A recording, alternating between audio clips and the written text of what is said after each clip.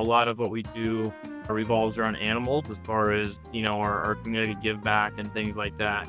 And so, we basically look at Bentley's as we try to treat people the way that your dog would treat somebody, right? So with him as the face of the brand, I mean, his whole goal in life is to put a smile on your face and wag his tail and show some excitement for you being there. And so we felt like, he was really the perfect choice for our name and the face of the company. Hey, experts, we've got something really awesome that we do here at Coffee Experts Club, and that's called the My First Drive-Through Coffee Masterclass. So if you're opening your next coffee shop, I think a lot of times you may think to yourself, I know what goes into opening a coffee shop. I've been doing this for years, but maybe you've been doing it for somebody else. And maybe this is your first option of starting a coffee shop on your own. Or maybe you don't know anything about coffee and you're just like, I'm looking for a good investment opportunity. Starting a coffee shop seems like a good place to put it, and you're going to enter into it. But what you don't know is all the things that you don't know, right? And so what we've done with this masterclass is taken behind the scenes, how you find your first location, what you need to be thinking about in finding a location. We give you a gift in the masterclass where it's a step-by-step process of how you're opening your coffee shop, the different checkpoints you need from coming up with your plans and talking with the city and then negotiating a lease. And then how do you build a team and what are the different pieces you need to be thinking about? It's a great masterclass, door to door, start to finish, completely free on opening up your next coffee drive-through. So check it out. It's at myfirstdrivethrough.coffee, and it's a great masterclass. You won't regret it. We'll see you on the inside there. Welcome to the Coffee Experts Club, where we discuss all of the insights, expertise, and drama that goes into making your passion your profession. Our hosts, Aaron, Ben, and Drew, are three coffee experts who have taken their coffee experience and turned it into true expertise. They have consulted with major coffee brands throughout the United States and beyond, providing operations expertise and growth strategy for drive-through openings, multiple locations, and everything in between. So brew yourself a cup and hang out a bit with the Coffee Experts Club. Yes, Coffee Experts. Push record. Ben Clatterbuck. Good to see you, dude. How are things? Good. I'm having my afternoon coffee while we're here talking about coffee because I have a 4-month-old who decided all I needed was 5 hours of sleep last night. So it's an afternoon coffee kind of day. I love it. Drew and I are down here in Belize. We're at the San Ignacio store on Burns, which is Brad. Drew's been down here obviously the last few months. And then Megan and I are just down here on our quarterly trip down to kind of help look at location number 3. We're looking at location number 3, pretty excited about it, looking at some potentials out in San Pedro. We'll be out there later on this week. So we're at location number 1 right now. We'll be at location number 2 later this week, but super excited about our guest today. So the guy that we're interviewing today, it's pretty rare for me to walk into a coffee shop, or I guess drive through a coffee drive-through and think, wow, we can't help this guy at all. This guy's got it all going on. And so Brandon from Bentley's has been just somebody that I've admired at a distance. And, we reached out and asked him if we could interview him because he's got some pretty exciting things that he does up in like mid-level Oregon, just south of Portland, not too far, just outside of Salem. He's actually got some Salem stores, got some stores in the outerlying towns around it. But with no further ado, let's bring on Brandon Eastman from Bentley's Coffee. Brandon, welcome to the show, man. Great to have you. Hey guys, thanks for the intro. I appreciate it. I'm excited to be here and super humbled as well. Yeah, man. So unlike any other guest we've ever interviewed, my daughter actually works for Brandon, but Brandon and I have never met until today's show. So Brandon, I just want to thank you, man, for creating a culture where my kid loves coming to work. She loves working for you. She loves the environment that you've created at Bentley's. Those of you who don't know from the show, but Ben and Drew and I worked from our first coffee client, my first coffee client ever, Roasters Coffee in Eastern Washington, that had grown to 15 locations and a roastery, and then exited to BlackRock purchase, which I was able to be right in the middle of and was contacted and helped usher in that whole purchase. So I've gotten to see the whole thing ascend. But Ben, having ran 150 employees at 15 locations, Ben was the COO and of that. And then Drew was a regional manager over 7 locations. And having run a lot of people, having run a lot of things, it's pretty unique to have dad of a kid who works for a coffee chain say, hey, I just love going to work. I love coming in early. I love staying late. And so, man, kudos to you, Brandon, for what you've created from just a dad to a dude where my kids working. Thank you for creating something so special, man. Yeah, absolutely. Well, thank you for, for showing her the way. She's definitely a bright, shining light, always a positive attitude. And it's funny you said she likes to go into work because she shows up at least 30 minutes before her shift, sometimes an hour. I'm like, oh, is somebody going home early? I'll swing by and, She says, "Oh, no, I'm just here for my shift, you know." I'm, okay, that's cool. Yeah, she's always there. Really, she's always having a good time, and we're stoked to have her on. That's right. I'm always like Joy. I'm always proud of that about her, but I'm always like, baby, don't clock in. Make sure you're not clocking in. You're not milk box. Like, no, no, I don't clock in. I just like going. So I think that's pretty rad. Yeah, it Anyway, is. we would love to hear just about Bentley's and kind of the vision behind it because I feel like you've done a great job. We talk a lot about on the show about finding your niche. Like we're not here to talk trash about other coffee. We're not here to necessarily like put down other folks doing other things. It's more like, no, no, no, find your people and lean into it. And I feel like you've really done that exemplary with what you do at Bentley. So maybe tell us about Bentley. Tell us about your heart for like what you're doing and the coffee lovers that you serve, and maybe what inspires you to do coffee and your expression. Man, there's a lot of information that goes into all those questions. You probably don't know this, but I actually started as a Dutch Bros franchisee. So I was a part of Dutch Bros for quite a few years in the mid 2000s, and as a franchisee, had a great experience really overall. I was listening to your podcast there a couple weeks ago talking about franchises in general with your franchise expert on the Yep. line, and something that you guys talked about there was real interesting to me. You talked about franchisees coming in and wanting to put their fingerprints all over it, everything. And that was really the situation that I found myself in. I didn't have any issues, with Dutch Bros. We had a great relationship, and I was thrilled to be part of the company. I can't say that I really wanted to change everything that they were doing. Everything that they were doing was fantastic. It just really came down to the fact that I couldn't put my fingerprints on everything, and I felt like there was just a little something missing for me as a person, as an entrepreneur, and just really wanted to be able to build my own brand and put my fingerprints on it, make things the way that I wanted to make it. And so that's what I did. I left Dutch Bros and I started Bentley's. And Bentley is my Yorkie Shih Tzu. He's keen and a half right now, and he's asleep in my lap. So maybe when he wakes up here in a little bit, I'll make a little introduction. He's doing great, and he's the face of the brand. And so, a lot of what we do revolves around animals as far as, our community give back and things like that.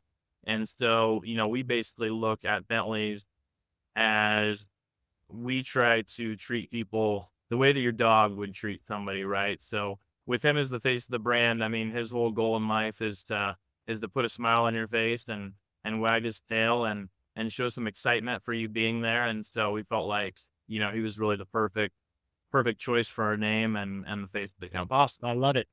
I love it. And from what Joy tells me, at least, like your baristas know the dogs' names that come through. Like, we always talk about know your customer's name, but like, there's no way faster into a 4-footed lover's heart, like, than know your dog's name. If you can get their dog's name right, and then you do some special stuff too for animals, right? It's not just like pup cups where people are putting like whipped cream into a cup and hand to a dog, which probably isn't the best thing for a dog anyway. They're like, you do some pretty unique like for animals. Yeah. So, first of all, I think the whipped cream is great and dogs love it, but we wanted to make sure that what we're giving the dogs, of course, is healthy as well. So we just have our version of a pup shake, and we use real bananas and organic peanut butter, and we blend those together into just a little dog milkshake. Essentially, no milk in there, just those couple ingredients, and top it with the treat and hand those out there.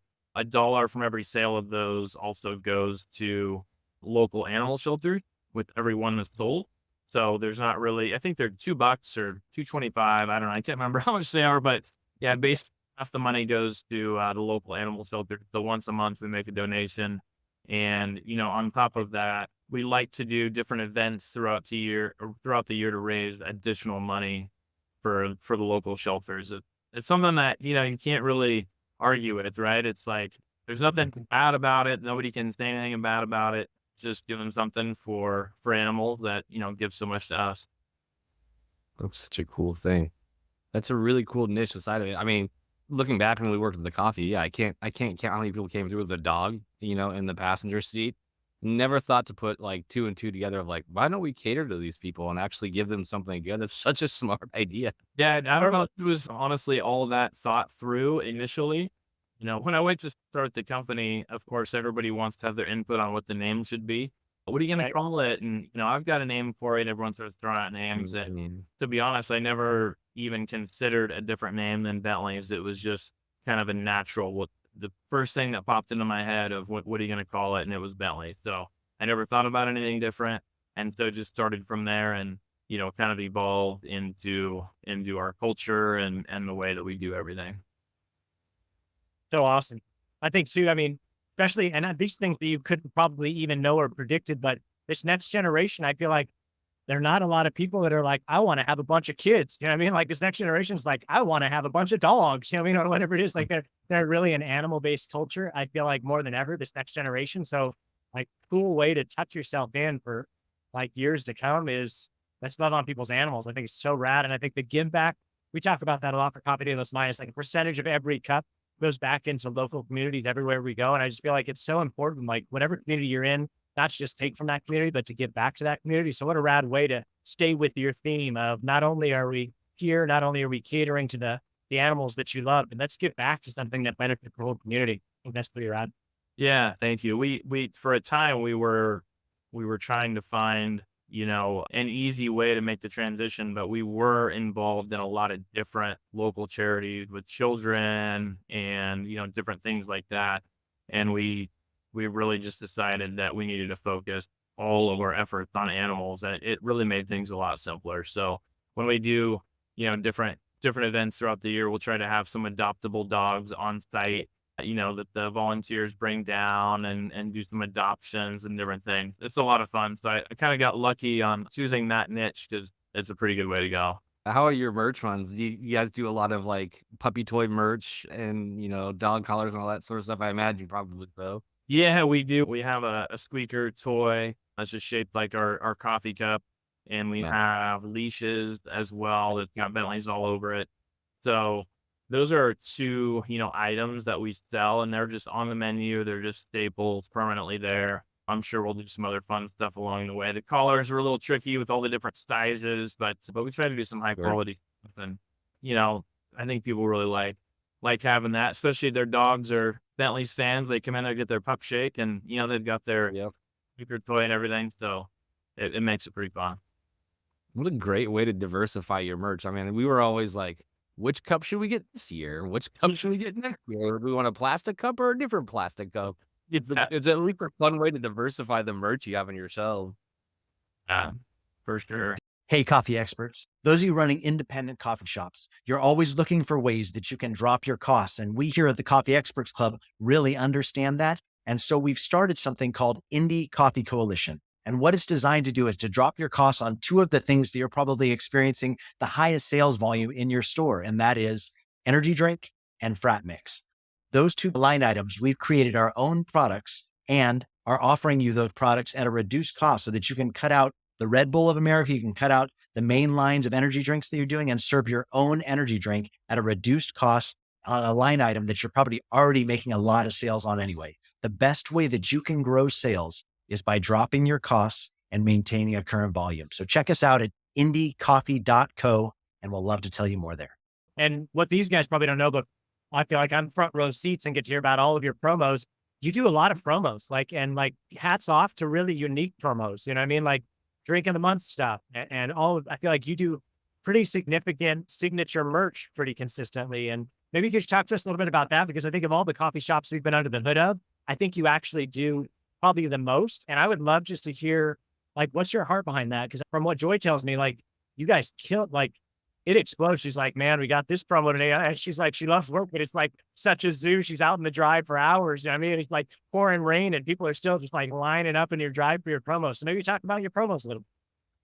Well, over time, everything evolves. And, I will say there have been times where we've got a little bit too crazy with promotions and different things. Actually, all of last year, we had a new drink come out every single week. And Wow. completely new. So bringing in new ingredients. So we're bringing in a new drink every week, new photography, new signage, new ingredients. So inventory wise, training wise, it was really quite a bear. But yeah, every week a new drink last year. And so we toned it down a little bit. This year we have kind of monthly drinks that we do, but we don't do 4 every month. We we kind of we slowed it down. Who does 52 drinks, new drinks? Like, what a beast, bro. Like, it's green. It was honestly ridiculous. I mean, just managing the inventory alone and trying to, bring in the ingredients and then of course try to run them out, at the end of the month and time everything perfectly, and trying to plan things far enough in advance so that we can create the drinks first of all, then, do the photography, do the videos, print the signage, and just do it so regularly. But we actually found that we were kind of falling behind. And so we decided that it was better to slow that down a little bit rather than, put out products that were not absolutely top notch. So I think it allowed us to focus on some other things moving forward. That's great. I have to know, like, who's coming up with the ideas for all these drinks? Was that you guys? Did you guys kind of pull the baristas? Was it customer favorites? Because I mean, I've been in those shoes, and you're like, after drink 30, you're like, I have a lot of ideas.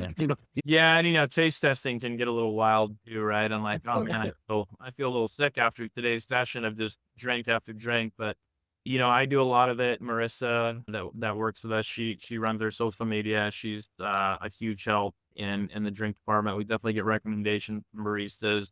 So it's a group effort all the way across the board. But yeah, it's definitely a lot. And, I think the challenge is not coming up with a new drink, but to try to come up with a unique drink that you can't get anywhere else. Yeah. And the trap that a lot of companies fall into is, hey, we have 74 syrups. Let's just put 3 of them together and slap a name on it. And that's never really been our plan. We try to bring in something completely unique for the new drinks. And that's where the challenge comes in is how do you stand out in the crowd when you've got a lot of companies and a lot of people out there trying to create new drinks. It's definitely difficult to create something new. Can I just say this too? What these guys may not know as intimately as I've gotten to learn about is he's speaking so humble right now and so modest right now when he talks about ingredients, but like, let's talk about, no, you're creating your own ingredients. It's not just like you're buying syrups off the shelf back here. Like, you're creating your own stuff and then putting it out across. Do you have 5 locations? How many locations do you have? Right now, yes.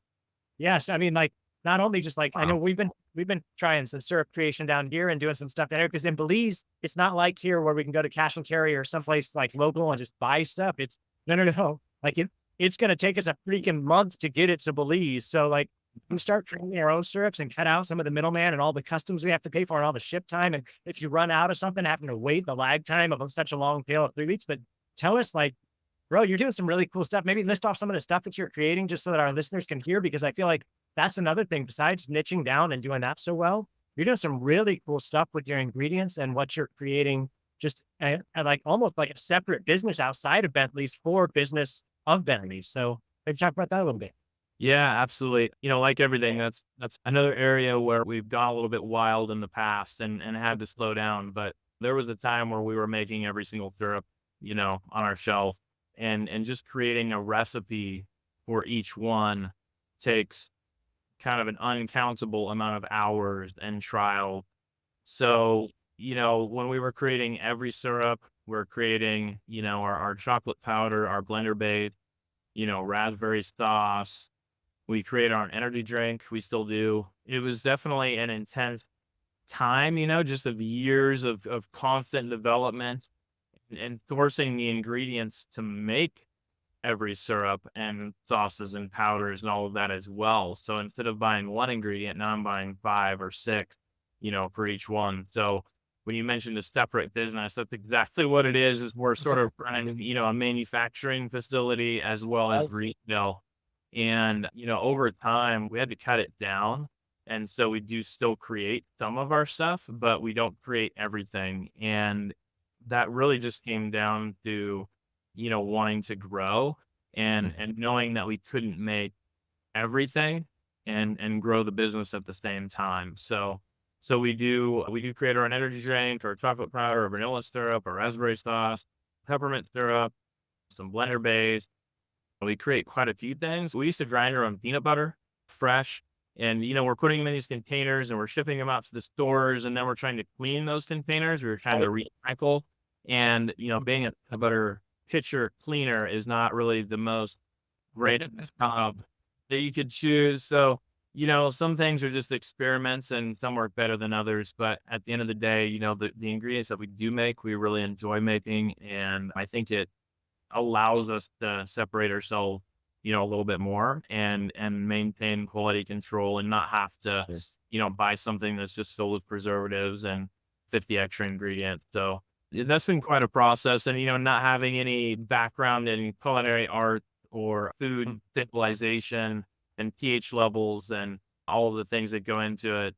Lots of learning going along the way. Like, I feel like you've created something so cool with that. Drew's down here managing our side of things to try to create. Can you imagine like the complexity of that? I mean, we've been experimenting with little things, and even that comes with what's, the beginning of the process has been, its own mountain to climb. So I can imagine learning new things along the way adds complexity to it, because you want to get more refined and you want to get more, healthy. That's orientation you're facing is more healthy and more natural ingredients. So along the way, it adds layers and layers of, should we do this and how do we commit to this and how does it affect this down the line? And I mean, we're just at the beginning of that process. So I can't imagine. I guess I'll have to imagine eventually if we keep going this way at this point.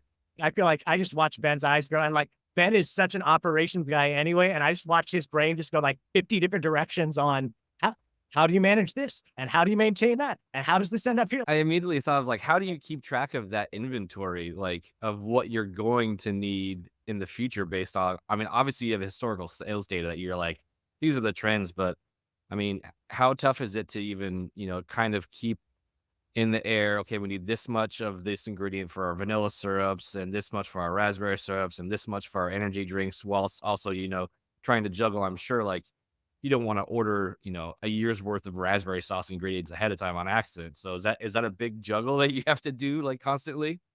Yeah, I mean, I'd say we're pretty good at it at this point. If we get a lot bigger, then there's going to be more challenges that come with that. But yeah, when there's a product that's out of stock, we can't just run down to cash and carry and grab it, right? So like you're saying, being out of the country, it can be similar with some of the ingredients that we need to make. I mean, it might take 3 weeks to get an ingredient that we need. So we've always got to stay ahead of the curve.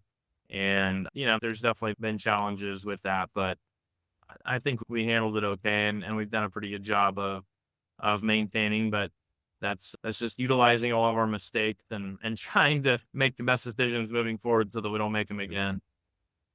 I'm curious, Yeah. did you go into it like, did you have the idea that you wanted to do all of these in-house right out the gate? Or was it like you started with syrups, you're like, okay, we could add on energy drinks, we could add on big tray or the frat mix, whatever it might be. Was it all at once or did it kind of slow roll as you went? Yeah, and let me tack into that too, Brand, for you, because I want this to couple up with Ben's question is like for us with the coalition, Indie Coffee Coalition, like we make our own energy drink, we make our own frat mix, and then we white label how people cut their costs and stuff. Because for us, it really benefits De Los Mayas, you know what I mean? But helps all the little guys out there that instead of having to buy Red Bull, like how can we cut that cost for you? But is that how you made your decision? Was a lot of it around like cost, or was it around health? Like you gave a head nod toward health. Like how did you identify those, and then how did you multiply them out? Because for us, like energy drink and frat mix are like the two that are some of the highest costs. You know what I mean? So if we can cut those costs down, you're just throwing money because you've already established the traffic count. Is that how you do it? Like, how did you identify which ones to grow? Well, I think initially my mindset was that I wanted to just be different. And so, when you start a coffee shop in the Pacific Northwest, it's not a new idea, right? So we opened Bentley in 12. There's already a Dutch Bros on every corner. There's already a Starbucks in every quarter, BlackRock, Human Bean. They're already out there, right? I mean, per capita, we have more coffee shops than anywhere in the world, basically. I mean, maybe not Italy, but, just as far as drive-through goes and the type of things that we're doing. So it really just came from the need and the desire to stand out, because knowing that I couldn't go up against my competitors with the exact same product, right? If you want to open a burger shop and you go next to In-N-Out and you make a burger that is identical, tastes the same ingredients, same syrup, same everything, you're going to get destroyed. And you might have a business, but it's never going to be uber successful when you're doing something that somebody else is already doing at a really high level. That was really my mindset, was how do I stand out from the crowd when everybody's already been going to Dutch Bros for the last 15 years in Salem. They've already been going to these other places and getting their coffee. They've already built these relationships with the baristas and the brand. And now I have to come in and essentially build my customers one at a time because they already have somewhere they like to go. Right. So where am I going to get my customers? I've got to give them a reason to come see me. And so that was really my mindset in trying to create something that you couldn't just go buy on the shelf. Amazing. And Brandon, correct me if I'm wrong. Do you guys do your baked goods too? We don't do our own baked goods. No. Yeah, that'd be a whole nother animal, right? That's like a whole other business. So What's the future plans for you guys? Do you plan on bringing any other ingredients in house? Obviously, if you're dropping new drinks every month, it's like you're grabbing new ingredients. But do you guys have any other future growth in that area? we don't specifically at this time, but anything could change. We do have plans to grow Bentleys. We actually just signed the paperwork yesterday for our first location in Redmond. Ah, dude. I'm pretty excited about it. I think it's a big step for us to be able to expand outside of the area. I mean, we're in Salem, Kaiser, Albany, so all the stores are kind of within about a half-hour radius. So to expand over the mountain into Central Oregon, Redmond's going to be our first spot, and we're working on some other locations over there as well. So that's pretty exciting. Yeah, it's gonna be a fun experience and more challenges that come along the way, especially with a lot of our house-made stuff where now we've got to ship it, right? We can't just call Cisco and say, okay, deliver us a bunch of vanilla tomorrow. We actually have to make sure that we're prepping that at our warehouse and send that over the mountain. It's incredible. It's great. How far is Redmond from your closest store? About 2.5 hours. Yeah. It is. It's exciting. It'll be fun. It'll be fun for, I think for everybody at Bentley's to see the growth. And, I know we're going to have several people that are going to want to move over there and enjoy what this organ has to offer and help with the growth. Such a cool spot too. I think that's such a smart move. Sounds amazing. Yeah. Thank you. It'll be fun. So then maybe as we wind up, we got a couple minutes left. You're moving into new locations. I know the one that Joy works at in Albany was a remodel. Like it looked like it used to be an old garage or something. Do you try and look for just existing, the beauty about that location to me is tons of visibility, right? I mean, it's off a little side street, but at least it's got a lot of stackability too. So, I mean, you could stack for miles in that parking lot all throughout the entire building. Do you look for existing? Do you ever build your own? Do you prefer land leases? Or do you prefer maybe some of your mindset around locations? Yeah, I mean, my preference is to purchase the land, but that's not always possible. In fact, it's always challenging to find that prime time location at the right size and have the ability to purchase it. So, long-term leases sometimes are the way that we have to go. But remodels are always easier, no matter what, right? The building's already there.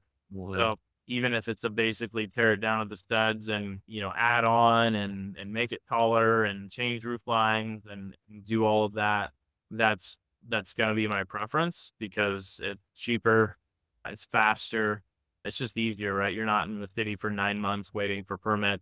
You can just hammer down and rock and roll on it. So the remodels are easier, but the location in Redmond, the first one over there, is going to be ground up. It's bare dirt. So we're going to develop the property and we're going to do a modular building, bring that in. It's going to be 16 by 36.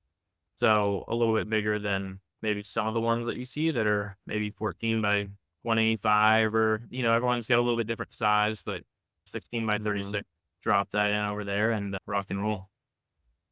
It's great. Well, I mean, I don't know if you already work with the modular, but I know we know a guy that had some sitting on a lot that you might be able to get you at a good price. So maybe I'll shoot you over text afterwards. Yeah, you never know. We actually had one, our Lancaster location is a modular building that I bought down in Texas, and it was brand new, sitting there. And I think I found it on Craigslist, and we shipped it up here, and that was 16 by 30 something, but it was quite a challenge getting it shipped up. But do have a modular, company, Blazer Industries, that's going to be building our modular building. But yeah, I'm always open to anything else that's sitting out there. Brandon, so good to talk with you, man. I feel like we could do 3 more shows with you, just talking about diving deep on a couple of stuff. So maybe we'll get to have you back. You'd be open to something like that here at Coffee Experts. But man, just share with us the beauty of Bentley's. We created something so so special, man. So I just want to give you kudos. I mean, we're talking to coffee shops every single week. And I can honestly say, and these guys can probably attest, I feel like you've got one of the most unique of anybody we've talked to. So if not the For most sure. unique. So thank you for leaning in and letting us like ask you some questions and being willing to jump on the show with us today. Thank you. Well, I just have to say, one, I appreciate, you guys reaching out to me and wanting me on the show. And, secondly, having just a really strong team behind me, all of our leadership team and all of our baristas. Everyone does such a phenomenal job. And, without them, we wouldn't be able to grow any of it. And of course, our customers, they're also number one, right? Without them, we wouldn't have anything. So so I just want to say thank you to everybody that's part of Bentley's, and hopefully we'll become part of Bentley's as we grow. Awesome. Well, we're excited to hear about Redmond, my man, and Love it. we'll talk to you soon. Thank you, Coffee Experts, for showing up for the show today. We'll see you guys next week. Hey, experts, we've got something really awesome that we do here at Coffee Experts Club, and that's called the My First Drive-Through Coffee Masterclass. So if you're opening your next coffee shop, I think a lot of times you may think to yourself, I know what goes into opening a coffee shop. I've been doing this for years, but maybe you've been doing it for somebody else. And maybe this is your first option of starting a coffee shop on your own. Or maybe you don't know anything about coffee and you're just like, I'm looking for a good investment opportunity. Starting a coffee shop seems like a good place to put it, and you're going to enter into it. But what you don't know is all the things that you don't know, right? And so what we've done with this masterclass is taken behind the scenes, how you find your first location, what you need to be thinking about in finding a location. We give you a gift in the masterclass where it's a step-by-step process of how you're opening your coffee shop, the different checkpoints you need from coming up with your plans and talking with the city and then negotiating a lease. And then how do you build a team and what are the different pieces you need to be thinking about? It's a great masterclass, door to door, start to finish, completely free on opening up your next coffee drive-through. So check it out. It's at myfirstdrivethrough.coffee, and it's a great masterclass. You won't regret it. We'll see you on the inside there.